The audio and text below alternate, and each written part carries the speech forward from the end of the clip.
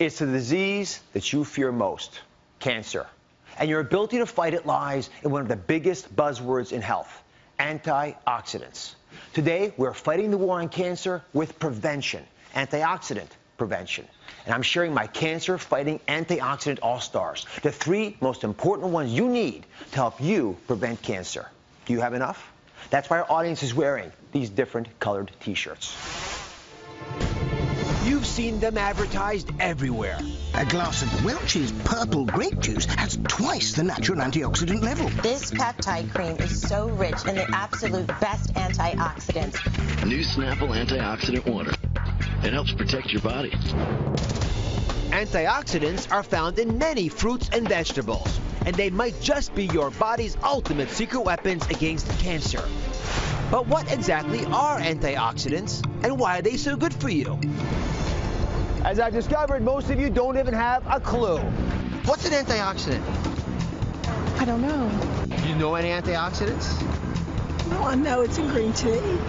You know what an antioxidant is? An antioxidant? Yes. No. Do you know what has antioxidants in it? I don't want to say the wrong stuff.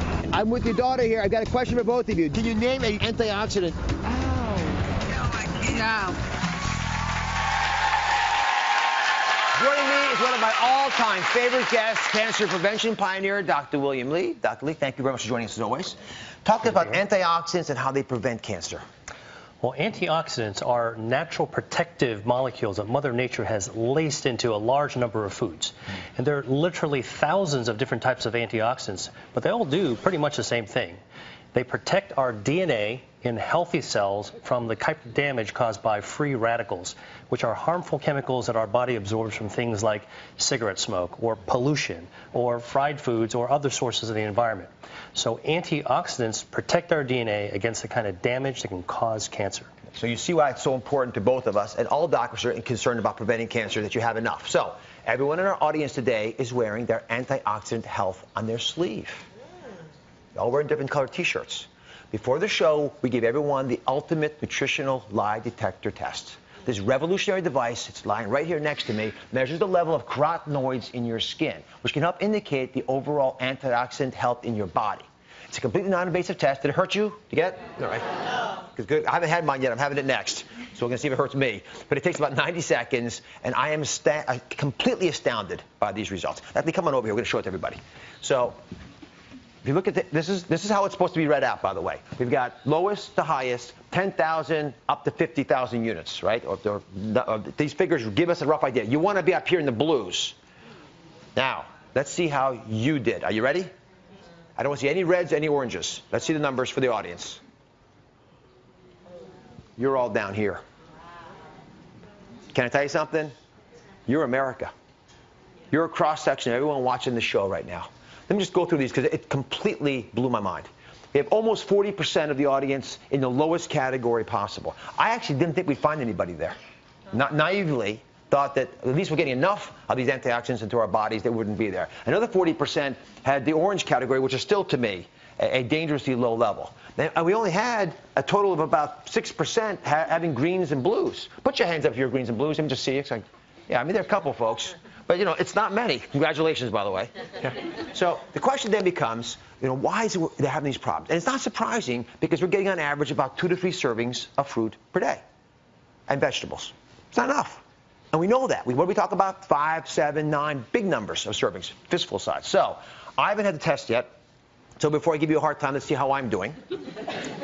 Ready to go? Yes, ready. All right. And that's really why I do this. Talk to me about antioxidants. What foods have them? How can folks find them, even if they don't know the chemical names? Well, you can certainly get antioxidants in pill form, but the very best way of actually getting antioxidants is in the foods that we eat. And what about organic versus inorganic? I get asked that a lot from the audience. Does it make a big difference with regard to antioxidant power? Yeah, well, some studies have actually shown that foods grown organically can have greater levels of antioxidants. And the reason is because antioxidants also protect plants. And when plants are grown organically, that's without pesticides or chemicals or antibiotics, they actually have to produce more antioxidants to protect themselves. Right. And when we eat them, we get the benefits too. Does that make sense, everybody? All right, let's see how I'm doing here. Uh-oh. 75,000. Now, listen. No.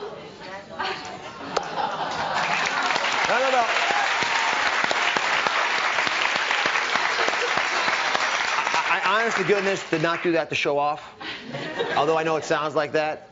I did that because I eat the things that all of you could be eating. I don't do anything fancy. I'm as busy as you are. I just made it part of my life to eat the kinds of foods we're going to talk about today. It's that simple. But when you see numbers like that, it changes dramatically the chances you're going to have to cope with some life-threatening or life-ending cancer down the road. Let me show you why antioxidants are so important. Where's Stephanie? Come now, Stephanie.